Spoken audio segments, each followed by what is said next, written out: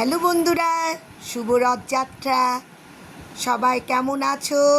আজকে নিশ্চয়ই সবাই রথ টানতে গিয়েছো, আমিও গিয়েছিলাম। দেখো কত মানুষের ভিড়, সবাই রথ টানার জন্য অধীর আগ্রহে অপেক্ষা করছে। আর জগন্নাথ, বলরাম, সুভদ্রা আমাদের পথে পথে দর্শন দিয়ে যাচ্ছে। আমরা রথে ধরে সবাই পথ এগিয়ে দিচ্ছি। নিজেকে অনেক ভাগ্যবান মনে হচ্ছে এ রথ টানতে পেরে। দেখো সবাই প্রসাদের জন্য কি করছে। আর দেখো কত মানুষ, সবাই রথ টানছে। আর ছোট্ট গোপাল দেখো রথ টানতে এসেছে, সেও সুন্দর করে সেজে এসেছে, দেখেছো?